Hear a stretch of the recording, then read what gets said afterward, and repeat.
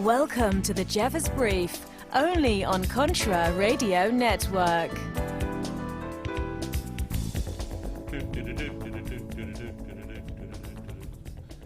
And hello again, I'm John Jeffers here at the Contra Radio Network here on the Jeffers Brief, where you can only hear us.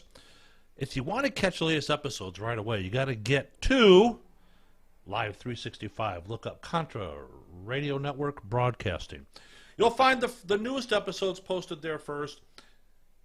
And if you're just going to be listening all day, which you should be, because of all the great content we're putting on there, in between the shows, you get some dynamite music. Not the crap we have today, where there's no musicianship, no one can sing without auto-tune, and they just rhyme words like they do in kindergarten and first grade. No. So go ahead. Live 365, look up Contra Radio Network Broadcasting. All day long, you get music and shows first. All right. Again, I'm John Jeffers. And again, welcome to the Jeffers Brief.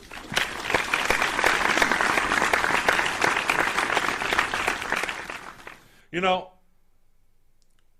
the only real reason you really need to listen to this, to listen to the Contra Network is, well, this. And I'll tell you why. Because, oh, what is that? No. I don't like that. Make it go away. You know, sometimes I gotta be my own engineer.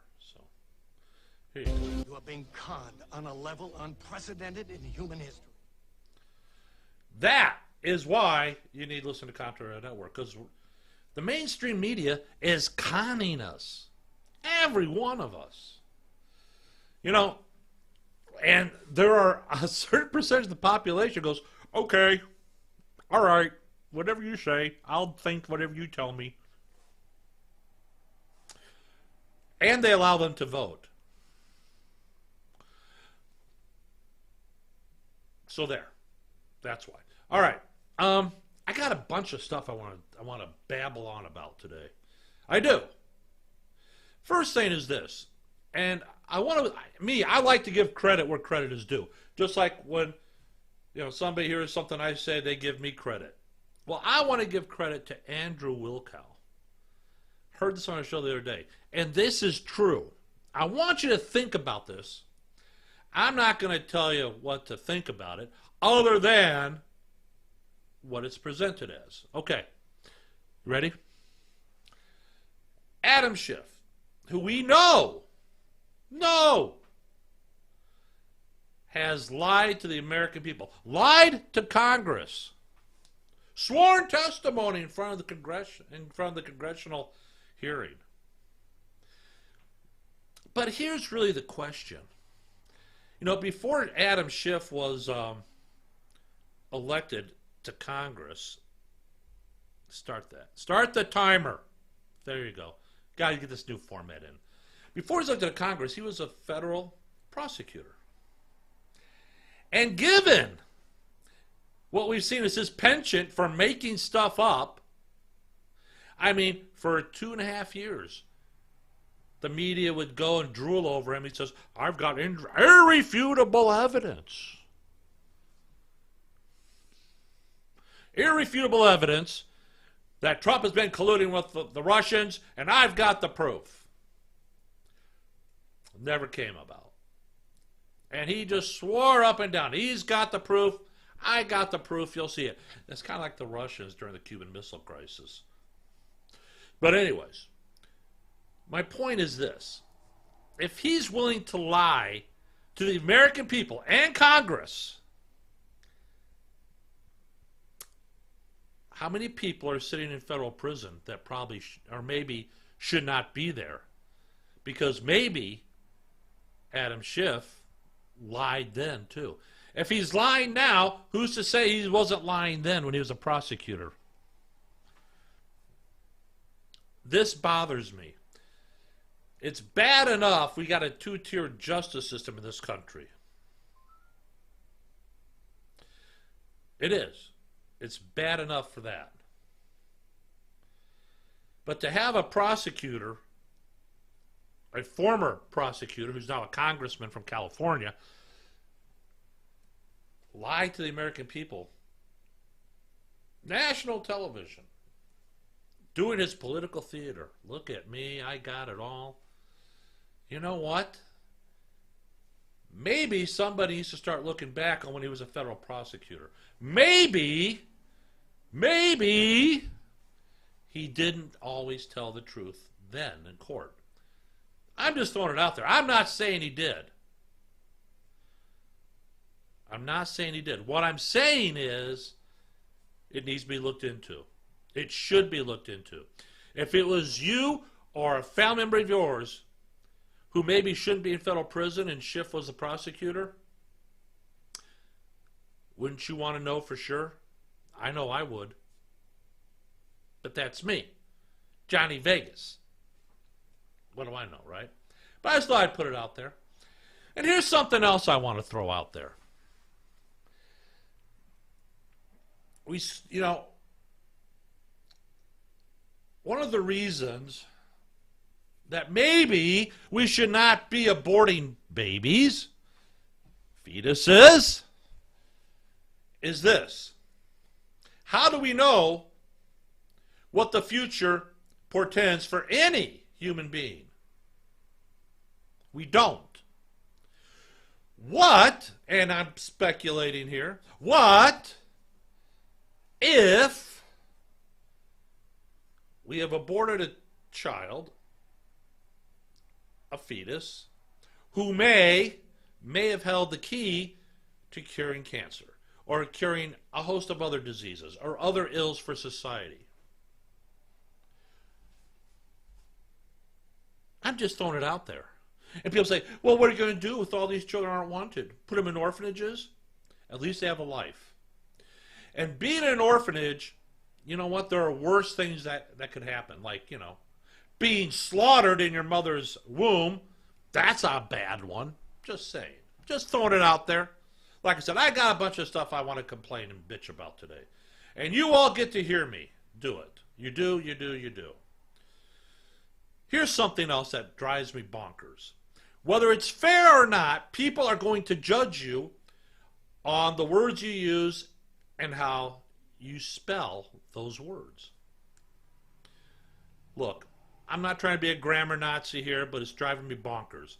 I see a lot of really good posts through Disgrace Book and Mumblet and MeWe that come my way. Some of the spelling is so bad, sometimes I can't figure out what the hell they're trying to say. Sometimes I can. But people are going to judge you on how you spell, whether it's fair or not. Don't rely on autocorrect or auto spell. Doesn't always work right. I know you're saying, John, you're just being picky. Yes, I am. It's driving me bonkers about it. It really is. So, for example, know what the difference is between there. Whether their argument sucks or the suspicious package is over there. Got it? Or here's the one that drives me absolutely bonkers.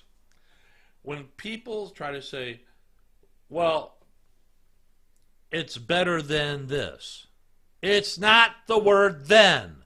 It's the word than. T-H-A-N. For God's sake, get it right, because our adversaries are looking at it and going, look, these people are so stupid they can't spell a four-letter word. They don't even know how to use it right. And they're right. Help the cause. Look, I get it. Not everybody's a great reader, not everybody's a great speller. I get it. But at least put forth the effort. That's all I'm saying. Oh, and there's more to come, but I'm coming up to a hard break here. And it's enough to drive me bonkers again. Just the same, we'll get back to it in a minute. Let me get these ads out of the way, because that's helping the new CRN. All right? Be right back after this.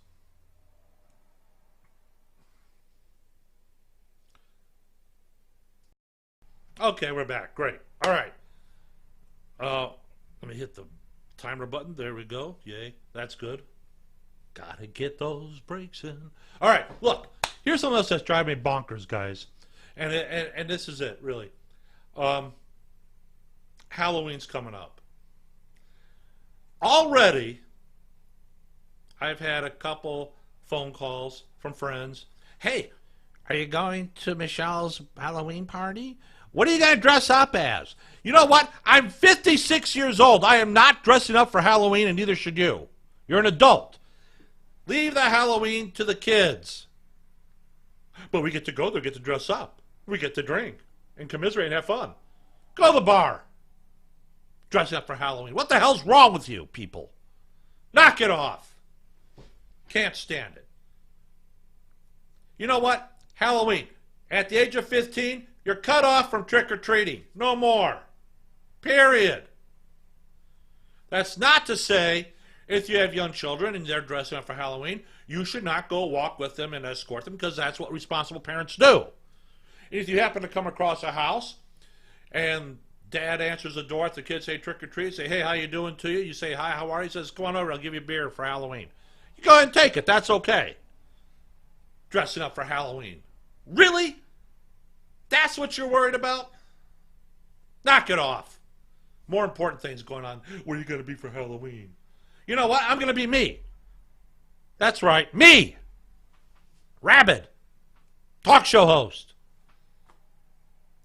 Conservative. Patriot. Proper. There you go. All right. Well, there. You got... all right. You want to know? There you go. There it is. Okay. Other things that I want to talk about. Now, Minneapolis police officers were told by the mayor, you can't wear uniforms for the Trump rally. So they created their own shirts. And it says Cops for Trump on it. You're saying, come on, John, knock it off. No, but listen to this. Here you go.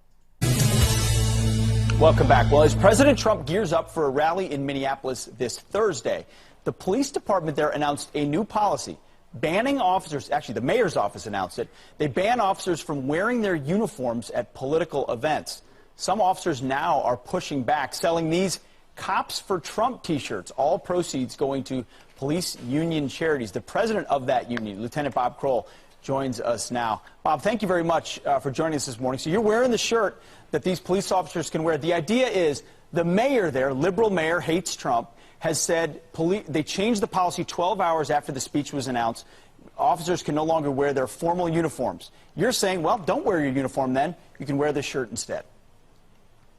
That's right, Pete. In compliance with policy, we don't want any issues, so we just thought, you know what, we'll turn the place into a sea of red with these shirts we designed, and they're available, and we can't keep them on the shelves. They've been selling out as fast as they come in.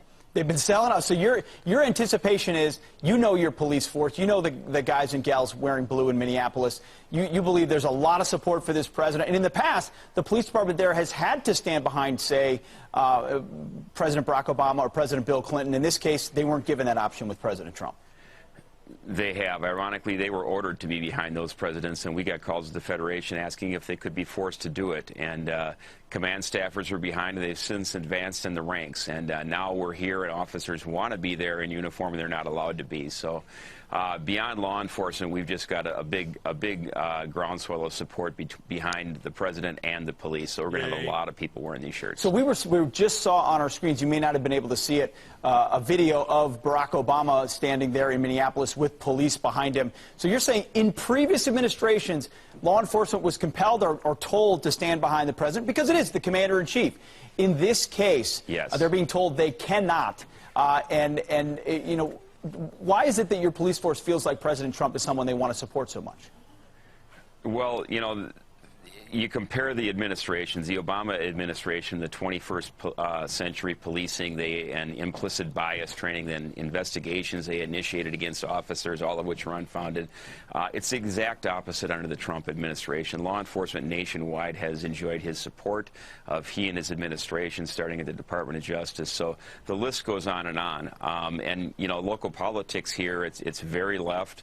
And the mayor reacted very hostile to the president's announcement that he was coming. So this is our way to show our support without being in violation of the new policy they created. Bob, briefly, the mayor has now also, it's late breaking last night, is trying to pass the cost of security of this event off to the Trump campaign in the hopes that they'll cancel the event. Does that surprise you? Not one bit. We're very concerned about the safety, although our officers are going to be very vigilant out there. In past, they've had more mutual aid come in for these things. They're almost trying to antagonize the president and bully him not into coming.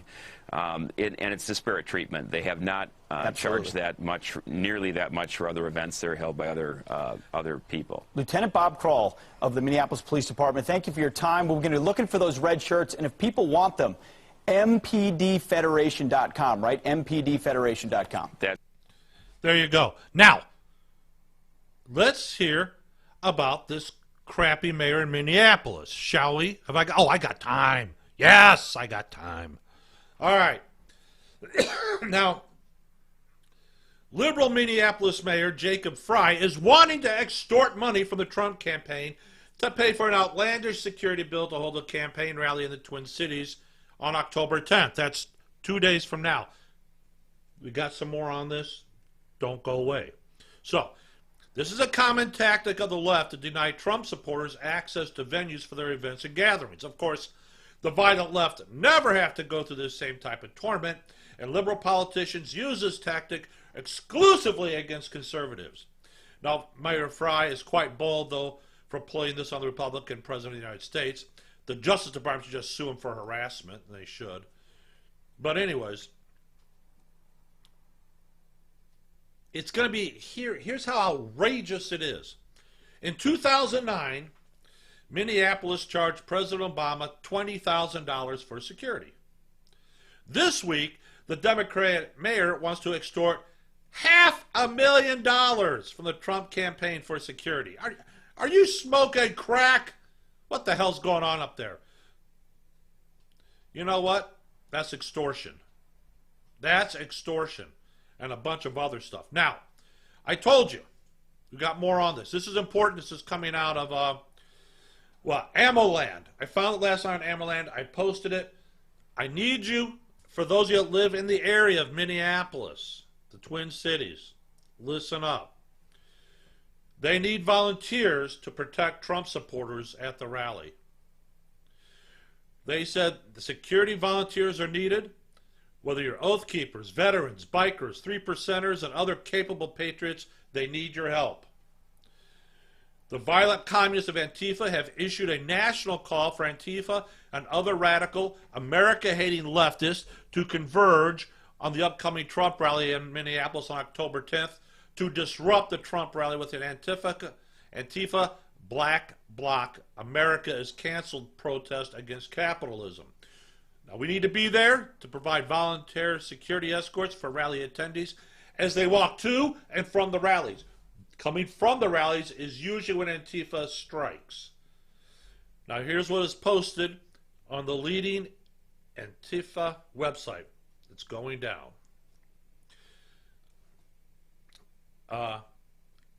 Call for an anti-capitalist bloc at the upcoming anti-Trump protest in Minneapolis, Minnesota on Thursday, October 10th. Trump is having a campaign rally in downtown Minneapolis. He wants to keep America great, but America is canceled. Join us to celebrate with an anti-capitalist bloc. Bring yourself, bring your friends, bring your crew, and come prepared to disrupt the nightmare that is Trump. October 10th, 6 p.m. at the Target Center. Meet at the America is Canceled banner. Now, we are confident that's what Antifa put out. That's their call to action. That's their call to arms. Challenge accepted. We are confident the venue itself will be safe, but we have some serious concerns for the safety of attendees as they walk from their cars to the venue and then back to their vehicles in the dark afterward. There have been numerous examples of Trump supporters being attacked under those circumstances, especially as they leave a rally. Therefore, we need to be there to provide volunteer security escorts from Trump rally attendees in Minneapolis, just as we recently did to great success at the Trump rally in Rio Rancho, New Mexico. Leftists have a right to protest. They do. But they don't have a right to shut down the free speech and assembly of other people. Nor do they have a right to assault people because they don't like their politics. We have a duty to protect our fellow Americans against such terrorism, and we will. No American of whatever political party should have to worry about being violently assaulted as they attend a public political rally. So if you are within driving range of the Minneapolis, Minnesota, and you are capable of assisting with security, we need your help in keeping the rally attendees safe. Note, you do not have to be a member of Oath Keepers to volunteer. To volunteer, the email address is oathkeepersok, just the letters O and K, at gmail.com. Now, they're using that email to ensure reliable communication with volunteers as they update their IT systems. Put Minneapolis Trump Rally Security Volunteer in the subject line. Please provide your full name, phone number, zip code. Tell them about your prior service, training, or experience that is relevant to a security mission. If you are a member of Oath Keepers, please include your membership number. Please also include links to any social media profiles. Expect to be heavily vetted. As always, we will not accept anyone who advocates or belongs to any group that advocates the overthrow of the U.S. government or that discriminates along racial lines. We also cannot use anyone who is a convicted felon, and there's a reason for that. They can't vote. No, they can't use a convicted felon. So they're looking for calm, physically capable men who can effectively protect others while also keeping their cool under pressure. We also work closely with other awesome patriot or biker groups. If you are the leader of a motorcycle club, riding club, association, what is this? What is this? Ah, darn it. All right, look, got a hard break. We'll come right back in a moment. I hate when this happens. I don't like it. All right. So in the meantime, where was I? Where was I? You know what? I got it right here. We're good. So, if you're the leader of a motorcycle club, riding club, association, or group that is interested in helping with security, or the leader of a 3% group, firearms association, or other patriot group, please email us at the same oathkeepersok@gmail.com. But please add security leader in the subject line and tell us who you are. We will trust you to vet your own men. Note, if you want to help or you simply want to attend the rally, please reserve a rally ticket ASAP. Distinct possibility that only rally ticket holders will be allowed inside a large event security perimeter, so please get a ticket. Expect radical leftists to grab tickets as well so they can infiltrate and disrupt the rally from within. So don't presume you can grab a ticket at the last minute. There you have it. Now, the word has gone forth. And we got that fool. All right. Something from the coup. The master himself, Rush Limbaugh, has got this. Maybe you saw it. Maybe you didn't. Clapper has made the omission that Obama made them do it. He didn't realize what he said, but it's out there, and it's on video, and they can't take it back. Thank you so much, CNN, for screwing your own people. I love it. So, it's reported, this is a transcript. Rush says, audio soundbite number 10. This morning on CNN, Jim Sciutto is talking to James Clapper, who was as corrupt as Brennan, Obama's director of national intelligence. And Jim Sciutto says, are you concerned that Barr or Durham's investigation will find wrongdoing and seek to punish former intelligence officials like you? Clapper says, the message I'm getting from all this is apparently we were supposed to have done was to ignore the Russian interference ignore the Russian meddling and the threat that it poses to us, and oh, by the way, blown off what then Commander-in-Chief President Obama told us to do, which was to assemble all the reporting that we had available to us. And then Rush goes absolutely berserk. I can't find the audio of it, and if I did, I'd play it for you. So Rush says, wait, whoa. Stop the digital. Did you hear what he just said? He just said, and by the way, should we have just blown off what Obama told us to do? Does he know what he's just done here? Clapper on CNN today said Obama made us do it. And then Clapper starts back up. They start the video again, and Clapper says, and put it in one report that the president could pass on to the Congress or to the next administration. And while we're at it, declassify as much as we possibly could make it public. And that's what we did. Shudo comes back and says, oh, one issue and there's some crosstalk. And then Clapper said, it's kind of disconcerting now to be investigated for, having done our duty and done what we were told to do by the president. And of course, Russia's absolutely, he's off to the races. Well, so now he doesn't like it. Now that he's being investigated here by Barr and Durham, he says, hey, it was Obama. We're just doing what Obama told us to do, which we've always suspected. But I find it fascinating that he characterizes this, the impression. He says, well, apparently they were supposed to have done this is just ignore the Russian interference. There wasn't any. There wasn't any Russian interference. You can't prove it. There wasn't any. Don't give me the $150,000 ad buy the Russian troll farms made on Facebook after the election. The Russians didn't tamper with any votes, didn't affect anything on any election result anywhere. The Russians did not meddle. Now, granted, the Russians have tried meddling in our elections for decades. So, it doesn't really come to that. These people are still living off the idea the Russians meddled because they might have wanted to. The Russians interfered because they might have wanted to, and because Mueller went to the obvious step of making sure some Russians were indicted. We couldn't find any Russians in the story. But anyways, there it is. It's out there. It's out there. Thank you, Clapper. You just put him in the crosshairs. Love it.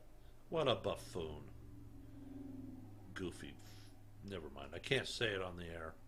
But you know what I'm going to say, because I will. Just don't want to get, What else we got here? That's important. Okay. Once again, the media is hyperventilating. There's a second whistleblower. Well, guess what?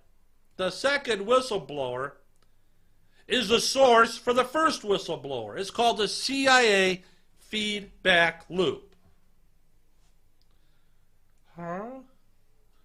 That's right. It's a feedback loop. Listen to this. Panicking over the president's latest effort to create a rational foreign policy, but the Ukraine impeachment effort trudges forward. You've heard endlessly on cable news, it's unprecedented that the president would seek political gain from a conversation with the foreign leader. Well, turns out it's happened before.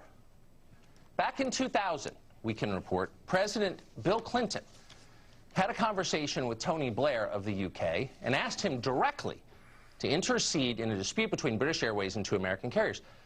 The president, at the time, was much more direct than President Trump was in his conversation with the Ukrainian leader. This is Bill Clinton back then, I'm quoting, in a political season, it would be big over here to get this open sore resolved. If you could have somebody take a look at it, he asked.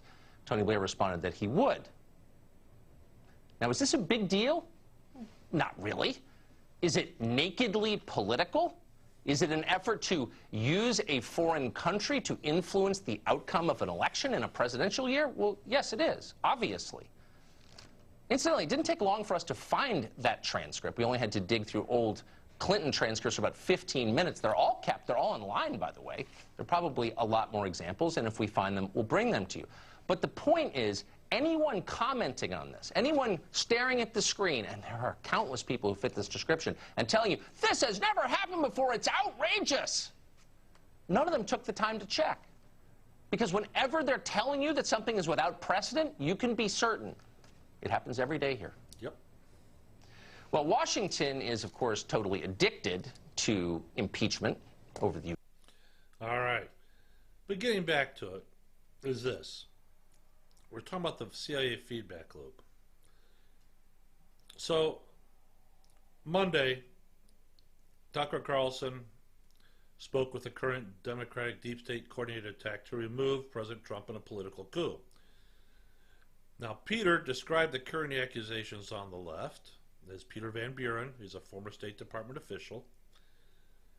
He described the current accusation of the left as a three-way pitch and toss between Democratic Party, the liberal media, and these deep state whistleblowers. Now, Van Buren alleged that the second whistleblower is actually an accomplice with the first whistleblower. I hate when they use whistleblower. There is no facts there. And it's all gossip and rumor. But anyways, Peter Van Buren says this. He says, the second whistleblower is actually the source for the first whistleblower, which means it's all the same thing. Only now, with the second whistleblower, it's double hearsay. That's my take on it. Now, before it was hearsay, now it's double hearsay. Now you really can't get into any court of law. But anyways. Now, this is different in the Kavanaugh case when they sent Michael Avenatti out to find additional victims wherever he could. In fact, he's simply the source for the first whistleblower. The CIA, this is an old trick, it's called a feedback loop. And essentially what you do is you set up one of your sources to back up another source, and you make it appear that your initial source is more credible by feeding information into the loop. That's what seems to be going on here, and they're repurposing a witness as a second whistleblower. That, my friends, is double hearsay. Guess what? You can't use it. Oh, no. I don't like that. I want it to go away. Don't care. All right, what else we got here?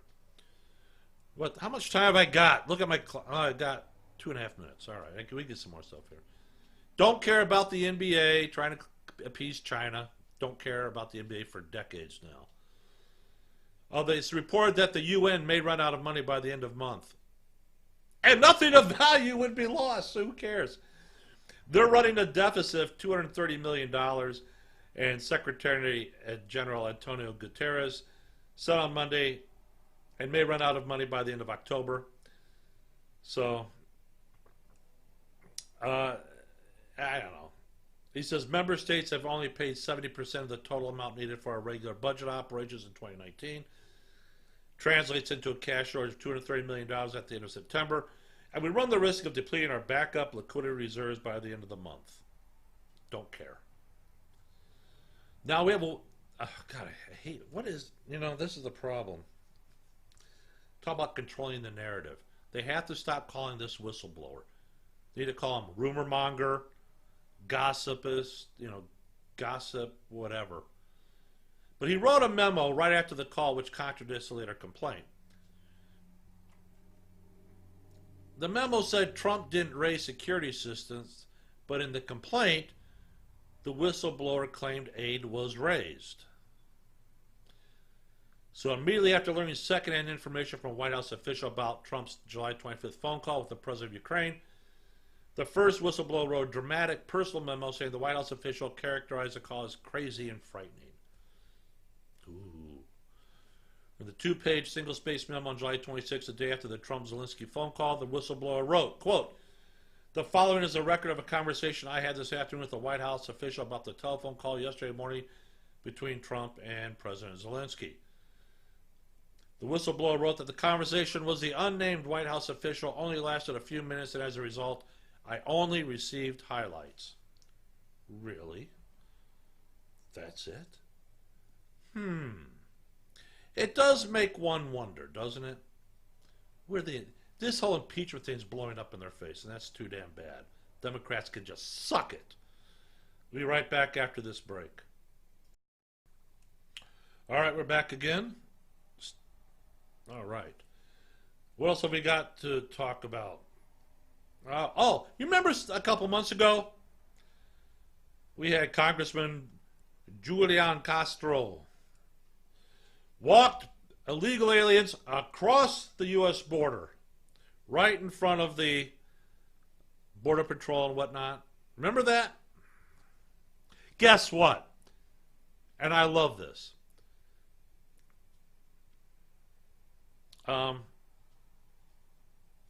Asylum seekers escorted across the border by Julian Castro all have been sent back to Mexico.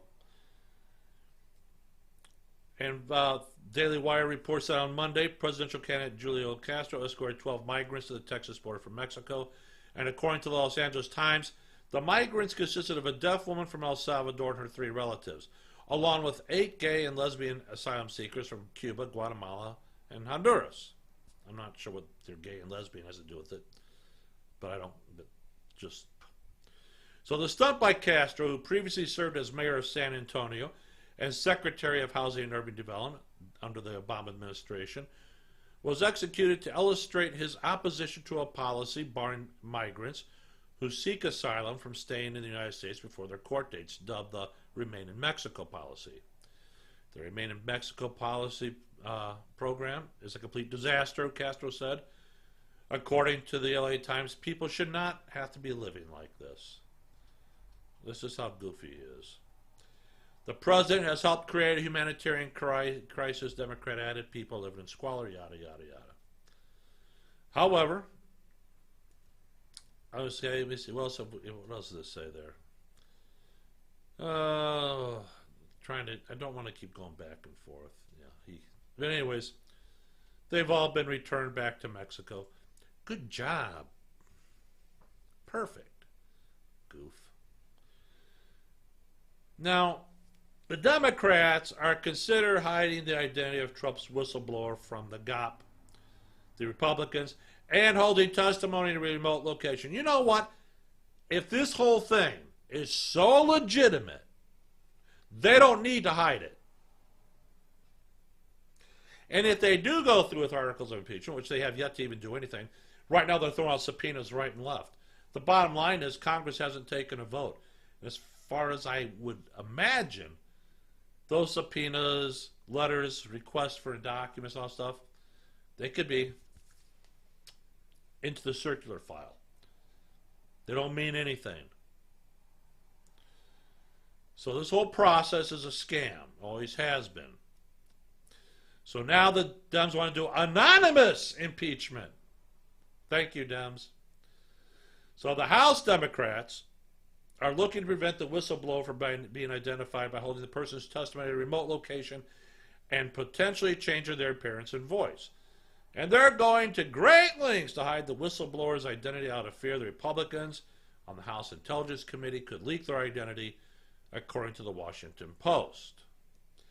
Democrats are considering holding testimony outside the Capitol, as well as a staff-only session that would bar lawmakers from questioning the whistleblower, according to the Washington Post.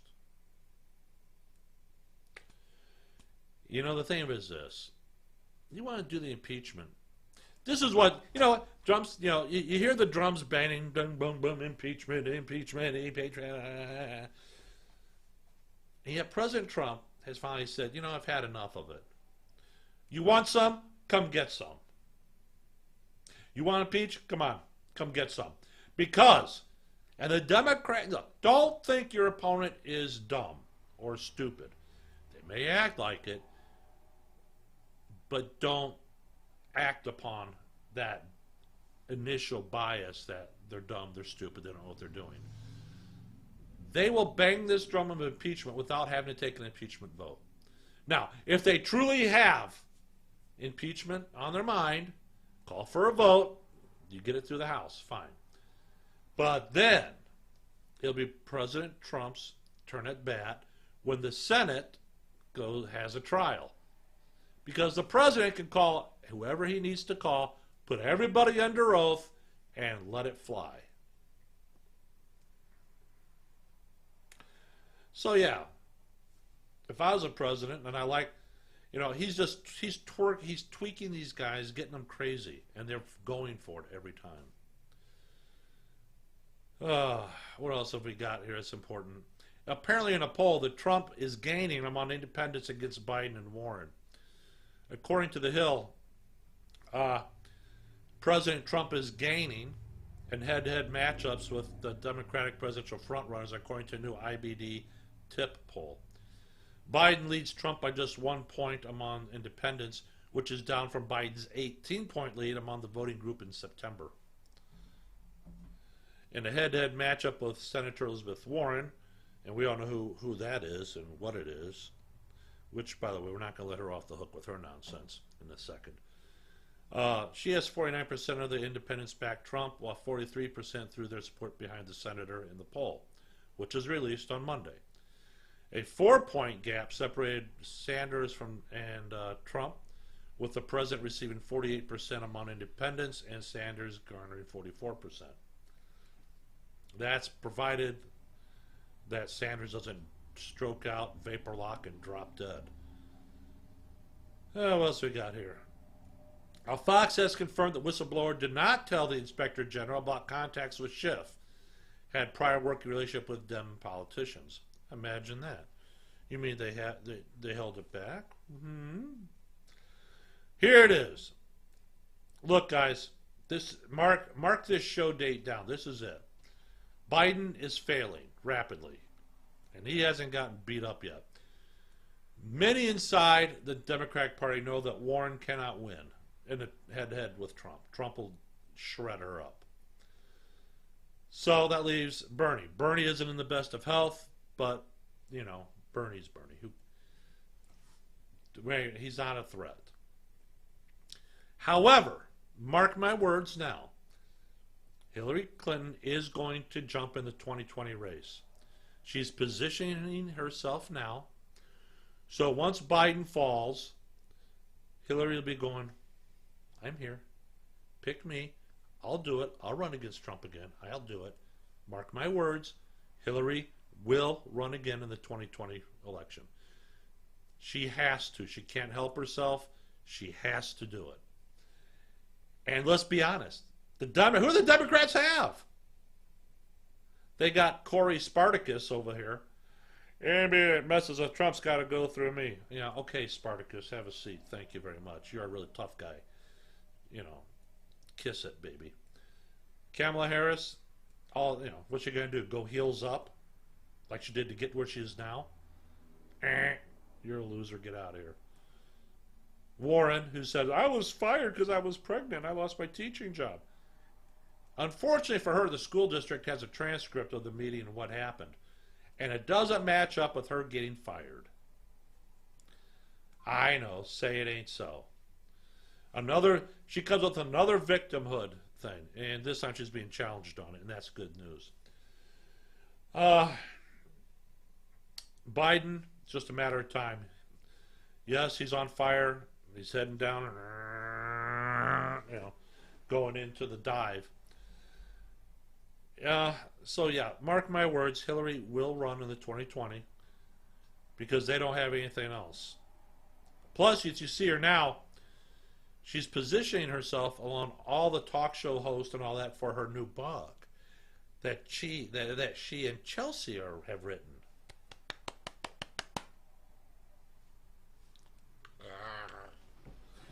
That's what I think about that. Losers. Oh, what else we got here? Trying to see what else we have. We got a couple minutes left. Oh, yeah. Here's the county records that contradict Warren's claim she was fired over pregnancy. It's the Riverdale Board of Education approved a second-year teaching contract for young Elizabeth Warren. Documents show contradicting the Democratic presidential candidate's repeated claims that she was asked not to return to teaching after a single year because she was visibly pregnant. Look, either you're pregnant or you're not. Minutes of an April 21st, 1971 Riverdale Board of Education meeting. Oh, Riverdale. What was Archie and Jughead there? Board of Education meeting obtained by the Washington Free Beacon show that the board unanimously on a motion to extend Warren a second-year contract for a 2 days per week teaching job. That job was similar to the one she held the previous year, her first year of teaching. And minutes from the board, held 2 months later on June 16, 1971, indicate that Warren's resignation was accepted with regret. Now, she claimed she was dismissed after the first year of teaching because she was pregnant and has become a cornerstone of her stump speeches. She has used it both to explain her jump from teaching into the legal world as well as to, oh wow, running out of time here. But anyways, it's BS, and we all know it. Look, if you like what you've seen here, do me a favor. Go to live365.com, Contra Radio Network Broadcasting. Do me a favor, would you please? Listen to it. Tell your friends. I'm John Jeffers saying thanks again for listening, and we'll talk to you again next week. Until then, have a good one. Bye-bye.